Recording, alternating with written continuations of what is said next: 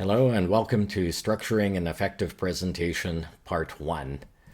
As you'll recall, in the previous section, we talked about how, as a channel, an oral presentation has the incredible advantage that you can impose or show your personality as part of your message.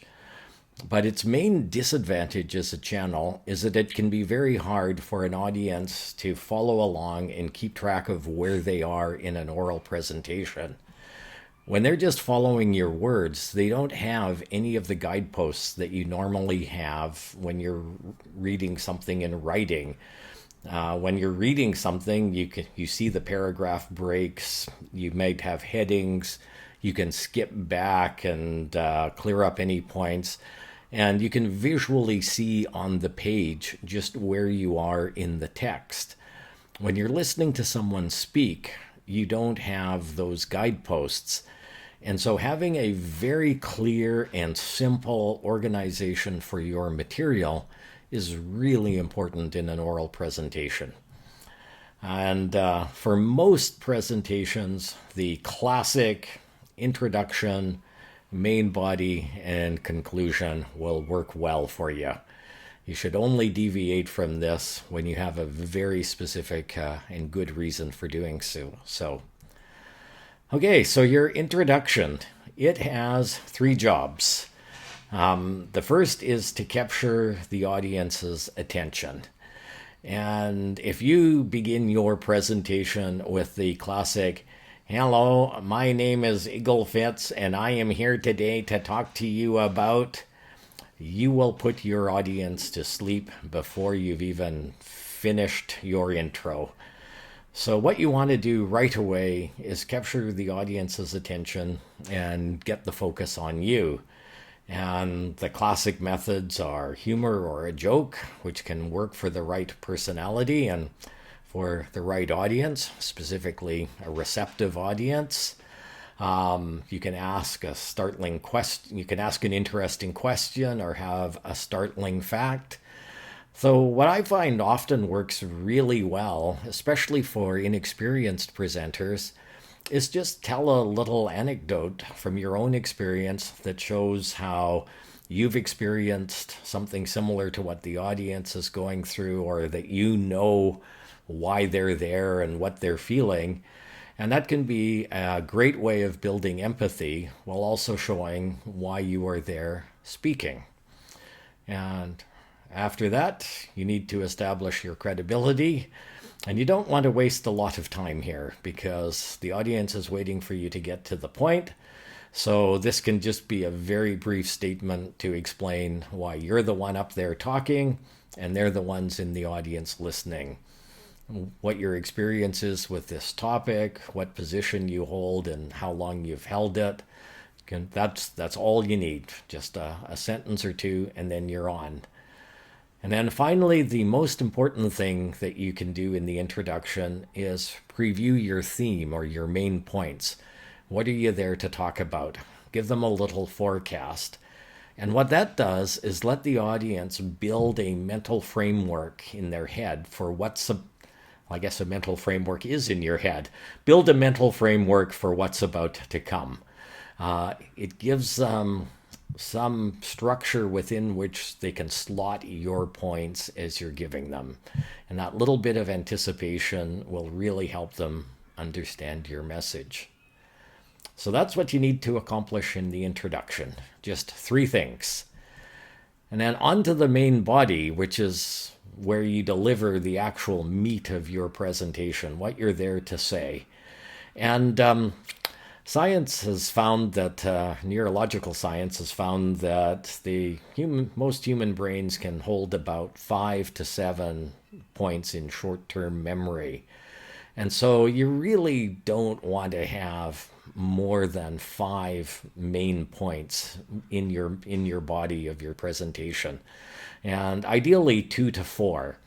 So if you have 9 things that you want to talk about, then what you want to do is group them into, say, 3 or 4 larger points, and then build your presentation around those. And so those 9 things, they become details within 3 or 4 points.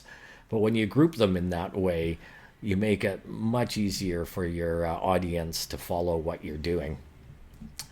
And then you need to put those 3 or 4, 5 at the very maximum main points in some kind of logical order. As we've all sat through presentations which just go from one random fact to another.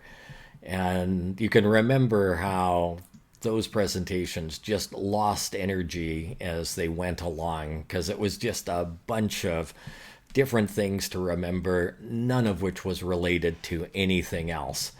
That quickly fatigues the brain and loses your audience. So you want each of the points in your main body to build to the next. And in the reading, I talk about a few ways in which you can organize them to do this. If you're talking about a project, you can go in chronological order from the beginning of the project to the end.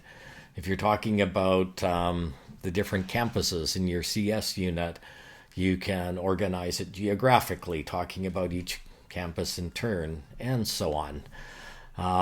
But what you want to do is have some kind of unifying theme between these points and have the order of the points build to your conclusion. Presumably in your presentation, you're making an argument that your unit should do something, you're saying that it has accomplished something, and so the test of whether you've chosen a suitable order for your main points is, does it keep building to that conclusion? And then, just as we summarized or previewed our main points at the beginning to set up our audience, at the end, summarize your main points. And this can be just a brief review of the theme, but wrap it up for the audience and put it together for them. And again, in an oral presentation where the audience can't skip around in the text and look things up for themselves, they're really relying on you to provide that nice little bow to tie everything together. And then finally, take questions. I'm an advocate for taking a few questions during the presentation, excuse me, but holding most of them till the end. That way you don't lose momentum and speed as you go. And often you'll answer a question later in the presentation anyway, so taking questions at the end generally works best. Same with distributing handouts. Again, oral presentation is a terrible way to give a lot of detailed statistical or financial information. So keep that off of your slides and let people know that they'll be getting a handout at the end with the details. And I do like to give it out at the end because then they're not rustling and looking at it while you're trying to speak. And then finally, because taking questions and distributing handouts will take the focus away from you a little bit, I think it's really important to just call the attention back on yourself and send the audience out on a strong note with a really good call to action. It's all too easy to, have the questions drag on a little bit, have people going around distributing the handouts. And while that's happening, everyone in the audience is wondering, oh, are we done yet? Well, I guess I'm just going to leave. And they wander out more or less with all of the energy just dissipated from your presentation. So I really like just at the end, get the attention back on yourself. And a good way to do this is to thank the audience and just send them away with a nice call to action. Let's go out there and make this new program happen. Let's go out and celebrate what we accomplished. Thank you very much for your time. And you send them away all together as a group on a high note. And I think that's how you end a presentation. So that's 4 things you want to do in the conclusion. And that takes us to the conclusion of this presentation. So we've looked at what you need to do in the introduction, what you need to accomplish with the main body, and 4 jobs for the conclusion. And this might not work for every presentation, but for the vast majority of presentations, this simple, straightforward, and very clear organization will serve you well. So thank you very much for your time. If you have any questions, cavils, cachinnations, examples of your own to offer, please feel free to put them into the discussion board. I'll be checking there regularly. Thank you, and bye for now.